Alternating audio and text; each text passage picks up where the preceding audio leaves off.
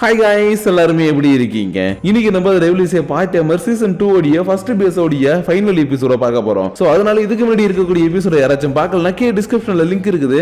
அதை யூஸ் பண்ணி போய் ஒன்ஸ் பார்த்துட்டு வந்துருங்க. அப்பதான் இந்த எபிசோட்ல இருக்கக்கூடிய ஸ்டோரியை உங்களால தெளிவா புரிஞ்சுக்க முடியும். சோ பார்க்காதவங்க போய் பார்த்துட்டு வந்துருங்க. அப்புறம் அப்படியே நம்ம சேனலுக்கு சப்ஸ்கிரைப் பண்ணாம இந்த வீடியோ யாராவது பார்த்துக்கிட்டு இருக்கீங்கன்னா ஒரு பிரச்சனையும் கிடையாதுங்க. இந்த வீடியோ ஃபுல்லா பார்த்து முடிச்சுட்டு நம்ம சேனல்ல இருக்கக்கூடிய மத்த வீடியோ எல்லாத்தையும் செக் பண்ணி பாருங்க. அப்போ உங்களுக்கு பிடிச்சிருந்தா மட்டும் சப்ஸ்கிரைப் பண்ணி பெல் ஐகான் ஆல்ல வச்சுக்கோங்க. அது கூட சேர்த்து நம்ம சோஷியல் மீடியாவோட லிங்க் எல்லாமே கீழ டிஸ்கிரிப்ஷன்ல இருக்கு. அதை யூஸ் பண்ணி ஃபாலோ பண்ற மாதிரி இருந்தாலும் ஃபாலோ பண்ணிக்கோங்க. ஏன்னா நீங்க இப்ப பாத்துக்கிட்டு இருக்கிறது இன்ஃபினிட்டி அனிமேஷன் சேனல். வாங்க டைம் மிஸ் பண்ணாம இந்த எபிசோடுக்குள்ள போயிரலாம். சோ இந்த எபிசோட் ஓபன் பண்ணதும் சூசன் நல்லா இருக்கட்டி இங்க பாருங்கப்பா. நம்ம போயிட்டு அந்த ஏஞ்சல்ஸ் எதிர்த்து சண்டை போட போறதெல்லாம் ஓகே தான். இருந்தாலும் அவங்க எங்க இருக்காங்கன்னு தெரிஞ்சுக்கிட்டா மட்டும் தான் நம்மளால போய் அட்டாக் பண்ண முடியும். அதனால ஃபர்ஸ்ட் அவங்க எங்க இருக்காங்கன்றத கண்டுபிடிக்கணும்ன்ற மாதிரி சொல்லிக்கிட்டு இருக்கேன். சரி நீ சொல்றதும் கரெக்ட் தான்ப்பா. ஏன்னா அவனுக்கு எந்த இடத்துல இருந்து சிக்னல் அனுப்புறானுன்னு நம்மளுக்கு சுத்தமா தெரியல. அதனால அவனுக்கு எந்த இடத்துல இருக்காங்கன்றத ஃபர்ஸ்ட் நம்ம கண்டுபிடிக்கணும்ன்ற மாதிரி சொல்லிக்கிட்டு இருக்கும்போது லூசிஃபர் ஒண்ணு இங்க பாருங்கப்பா, இவ்வளவுதான மேட்டர். அவங்க ஈஸியா நம்மளால கண்டுபிடிக்க முடியும். அவங்க எங்க இருப்பாங்கன்னு கூட எனக்கு ஒரு சின்ன கேஸ் இருக்குது. அதனால என் கூட வாங்கன்னு இவங்க எல்லாரையும் பக்கத்துல இருக்கக்கூடிய ஒரு பில்டிங் ஓடிய டாப்புக்கு கூட்டிட்டு வந்துட்டான். ஆனா இவங்க வந்ததுக்கு அப்புறம் ஜஸ்ட் நின்னு மினிடி இருக்கக்கூடிய ரெண்டு டவரையே வேடிக்கை மட்டும் தான் பாத்துக்கிட்டு இருக்கான். அதனால இங்க பாருப்பா, எதுக்கு இங்க கூட்டிட்டு வந்த?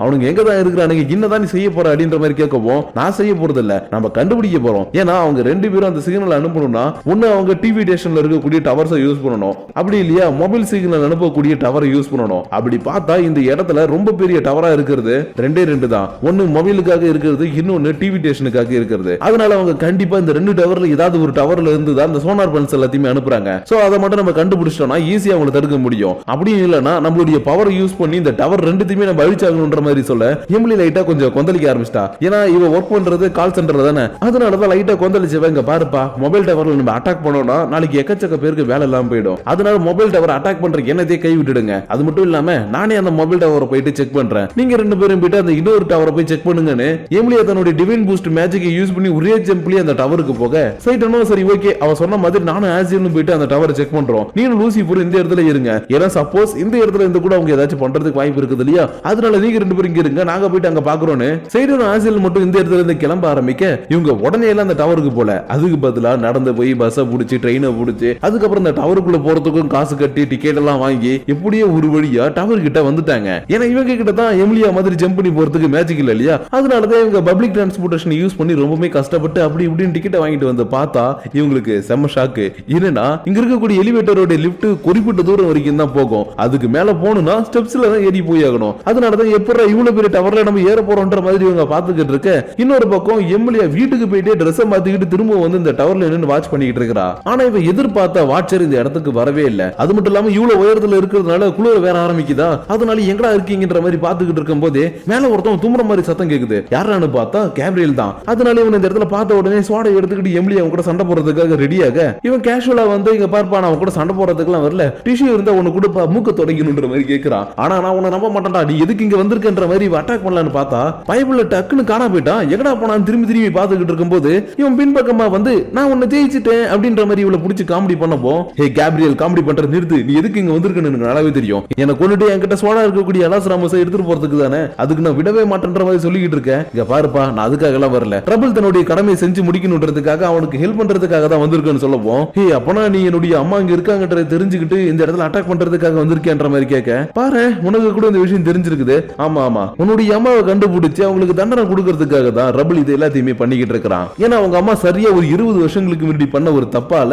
இன்னைக்கு ஹெவனி அடியிற நிலைமையில இருக்குது. ஆனா அவங்க என்ன தப்பு பண்ணாங்கன்றத நான் சொல்றதுக்கு முன்னாடி உங்ககிட்ட நான் ஒரு கேள்வி கேட்கிறேன். ஒரு மனுஷனுக்கும் சிம்பான்சிக்கும் குழந்தை பிறக்கிறதுக்கு வாய்ப்பு இருக்குதா? டேய் என்னடா முட்டாத்தனமான ஒரு கேள்வி, அதுக்கு வாய்ப்பே இல்லைன்ற மாதிரி சொல்லவும், கரெக்ட்மா கரெக்ட், அந்த தப்பு தான் அவங்க அம்மா பண்ணிட்டாங்க. ஏன்னா சரியா ஒரு 20 வருஷத்துக்கு முன்னாடி ஹியூமன்ஸ் எல்லாரும் ஏஞ்சல்ஸ கடவுள் மாதிரி வழிபட்டுக்கிட்டு இருந்தாங்க. ஆனா அந்த சமயத்துல ஒரு ஏஞ்சல் மட்டும் ஹியூமன் மேல காதல் வயப்பட்டு அவங்க கூடவே கல்யாணம் பண்ணி ஒன்னா வாழ ஆரம்பிச்சது. ஏன் ஒரு கட்டத்துல அந்த ஏஞ்சலுக்கு ஒரு குழந்தை பிறக்கவும் ஹெவனா இருந்தாலும் சரி, ஹியூமன்ஸ் வாழ்ந்துட்டு இருக்கக்கூடிய உலகமா இருந்தாலும் சரி, ரொம்பவே தம்பிச்சு போயிடுச்சு. ஏன்னா அந்த குழந்தை பிறக்கிற வரைக்கும் கடவுளா பார்த்துட்டு இருந்த ஏஞ்சல்ஸ அதுக்கப்புறம் ஹியூமன்ஸ் எல்லாரும் சாதாரண ஒரு கிரியேச்சரா பார்க்க ஆரம்பிச்சிட்டாங்க. ஏன்னா மனுஷங்களுக்கும் ஏஞ்சல்ஸுக்கும் எந்த ஒரு வித்தியாசமும் இல்லன்ற ப்ரூஃபா அந்த குழந்தை தான் இருந்தது. அது மட்டும் இல்லாம அந்த குழந்தை வேற யாரும் கிடையாது, சாட்சாத் நீயே தான். அதனாலதான் சொர்க்கம் கொஞ்சம் கொஞ்சமா அழிய ஆரம்பிச்சதுல இருந்து ரபுல் உன்னுடைய அம்மாவை பல வருஷமா தேடிக்கிட்டு இருக்கிறான். ஆனா எப்படியோ ஒரு வழியா இன்னைக்கு அவங்களை கண்டுபிடிச்சிட்டான்றதுனால அவங்களுக்கு இன்னைக்கு அவன் கொடுக்க வேண்டிய தண்டனை கொடுக்காம விட மாட்டான். அது மட்டும் இல்லாம அவங்க கூடவே சேர்ந்து தப்பு பண்ண இன்னொருத்தவருக்கும் தண்டனை கிடைக்கும். அதாவது நீ யாருக்காக பழி வாங்கணும் கத்தி எடுத்து எல்லாருமே கொல்லணும்னு நினைச்சியோ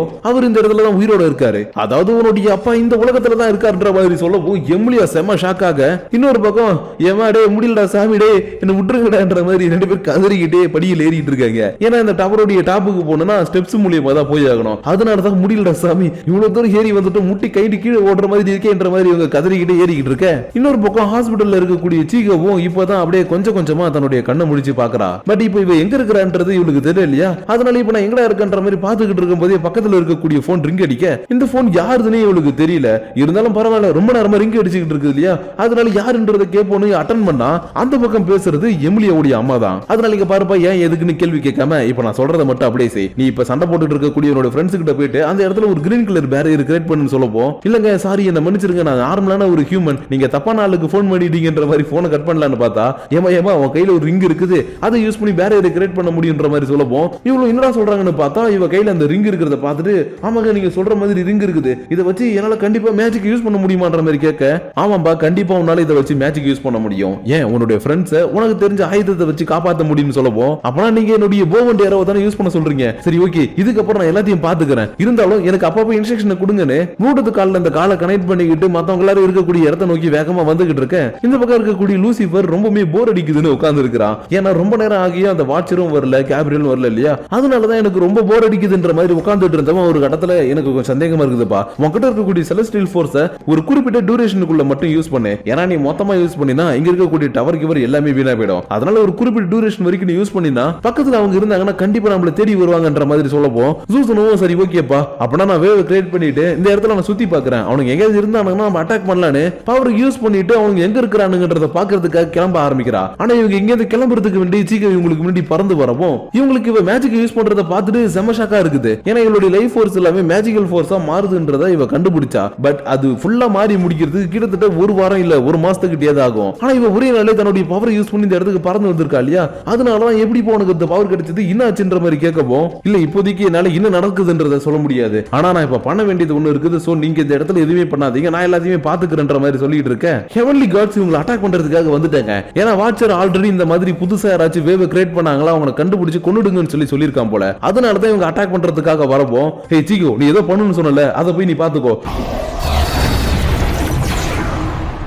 சரி ஓகே நான் செய்ய வேண்டியது செஞ்சிடறேன்னு இப்போ இவ கிட்ட இருக்கக்கூடிய மேஜிக் பவர் யூஸ் பண்ணி வானத்தை நோக்கி ஒரு அம்பை விடவும் அது அப்படியே கோல்டன் கலர்ல ஒரு பெரிய மானா வேவை கிரியேட் பண்ணுது. ஏன்னா வாட்சர் கிரியேட் பண்ண அந்த சோனார் பல்ஸ் வேவ் இருக்கு இல்லையா, அது இங்க இருக்கக்கூடிய டிவிஸை மட்டும் உடைக்கிறது கிடையாது, இங்க இருக்கக்கூடிய மக்களுடைய மனசுக்குள்ள இருக்கக்கூடிய கோபம் அப்புறம் அந்த பொறாம குணம் எல்லாமே இருக்கு இல்லையா, அந்த குணத்தை எல்லாத்தையுமே உடைச்சு அவங்களுடைய உண்மையான முகத்தை வெளியில கொண்டு வந்திருக்குது. அதாவது சிம்பிளா சொல்லணும்னா வாட்சர் எமிலியாவுடைய அம்மாவை பிடிக்கணுன்றதுக்காக இந்த உலகத்தில் இருக்கக்கூடிய மக்களுக்கு நடுவில் சின்ன சின்ன பிரச்சனை கிரியேட் பண்ணி விட்டு இருக்கான். அதனால தான் அவன் யூஸ் பண்ண சோனார் பல்ஸ் வேவ் மூலியமா ஏற்பட்டு பிரச்சனை எல்லாத்தையுமே சரி பண்ணுன்றதுக்காக சீகா மூலியமா இப்ப இந்த கோல்டன் மானாவை இந்த பக்கம் இவங்க கிரியேட் பண்ணி விடப்போம் இது எல்லாத்தையும் இன்னொரு பக்கம் இருக்கக்கூடிய வாட்சர் பார்த்துட்டு சரி ஓகே அவ தன்னுடைய வேலையை ஆரம்பிச்சிட்டா போல என்ற மாதிரி பார்த்துக்கிட்டு இருக்கும்போது இந்த இடத்துக்கு கரெக்டா சைட்டுன்னு ஆசியிலும் வந்துட்டாங்க. ஆனா இவங்க டவருக்கு மேலதான் இல்ல டவருக்கு கீழே தான் இருக்காங்க. ஏன்னா இவங்க கிட்டதான் உச்சி வரைக்கும் போயிருந்தாலும் கடைசியில இந்த பைப்புல கீழே நின்று இருக்கிறான். அதனாலதான் மேல ஏறினவங்க அடிச்சு பிடிச்சு கீழே வந்து இவனை பார்த்த உடனே டேய் ஒன்னால இன்னைக்கு எக்கச்சக்கமான செலவாயிடுச்சுடா, அதுக்கெல்லாம் நீ பதில் சொல்லாம இங்க போகவே முடியாதுன்ற மாதிரி சொல்லிக்கிட்டு இருக்கும் போதே சைட்டனுக்கும் ஆசியலுக்கும் எக்கச்சக்கமான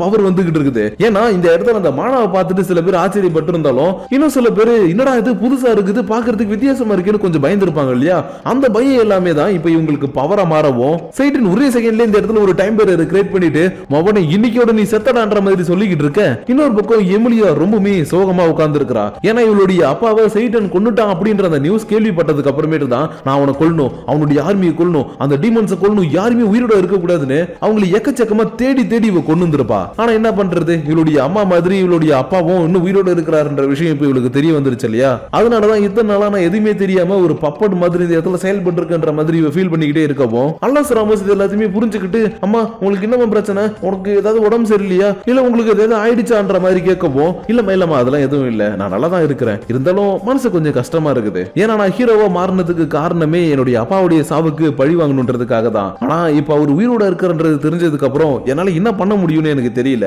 ஏன் நான் இப்ப ஹீரோவா போயிட்டு சண்டை போடுறதுக்கு எனக்கு சுத்தமா பிடிக்கலன்ற மாதிரி இவ சொல்லிக்கிட்டு இருக்கப்போ அலாஸ் ராமோஸ் டக்குன்னு உடனே இங்க பாருங்கம்மா, நீங்க இதெல்லாம் நினைச்சு கவலைப்படாதீங்க, நீங்க ஒரு ஹீரோ, நிறைய விஷயங்களை அவரால் பண்ண முடியும்னு கொஞ்சம் மோட்டிவேஷன் பண்ற மாதிரி பேச ஆரம்பிக்கிறா. அதனால இப்ப உடனே என்ன நினைச்சாலோ எது நினைச்சாலோ தெரியல, அலாஸ் ராமோஸ் கிட்ட இங்க பாருப்பா, நீ வளர்ந்ததுக்கு அப்புறம் என்ன ஆகணும்னு ஆசைப்படுறன்ற மாதிரி கேட்கப்போ நான் ஒரு புது உலகத்தை உருவாக்க போறேன், அந்த இடத்துல நம்மளுடைய ஃபேமிலியும் ரொம்ப சந்தோஷமா இருக்குமா, நான் அந்த மாதிரி ஒரு உலகத்தை உருவாக்குவேன்ற மாதிரி இவ சொல்லவும் எமிலி எல்லாத்தையுமே புரிஞ்சுக்க ஆரம்பிக்கிறா. என்னன்னா ஒரு குழந்தையே இந்த இடத்துல அமைதி வேணும், சந்தோஷம் வேணும்னு நினைக்கிறா இல்லையா, அதனால நம்ம ஏன் அந்த மாதிரி நினைக்க கூடாது. சரி ஓகே, இங்க பாரு அலாஸ் ராமோஸ், அம்மா கொஞ்ச நேரத்துக்கு என்னுடைய தன்னம்பிக்கையை இழந்துட்டேன், இருந்தாலும் இப்போ எனக்கு எல்லா தன்னம்பிக்கையும் கிடைச்சிருச்சு, அதனாலப்பா அப்பாவுக்கு போயிட்டு இப்போ நம்ம ஹெல்ப் பண்ணலான்ற மாதிரி இந்த பக்கம் அலாஸ் ராமோஸை கூட்டிட்டு கிளம்பிக்கிட்டு இருக்கேன். இன்னொரு பக்கம் சைட்டனுக்கும் வாட்சருக்கும் என்னடா சண்டை பெருசா போதான்னு பார்த்தா ஒண்ணும் இல்ல, ஜஸ்ட் பேசிக்கிட்டு தான் இருக்கிறாங்க. ஏன்னா குறுக்க இந்த கௌசிக்கு வந்தா என்ன பண்ணுவீங்கன்ற மாதிரி கேப்ரியல் இந்த இடத்துக்கு வந்தது மட்டும் இல்லாம இதுக்கப்புறம் எமிலி உங்களுக்கு ஹெல்ப் பண்றதுக்கே வரமாட்டான்னு அவ வந்துகிட்டு இருக்க விஷயம் தெரியாம இந்த இடத்துல இவன் சொல்லிக்கிட்டு இருக்கான். ஏன்னா இவன் உண்மையை சொன்னதுக்கு அப்புறம் அவ அப்படியே ஃபீல் டவுன் ஆகி உட்காந்துட்டா இல்லையா,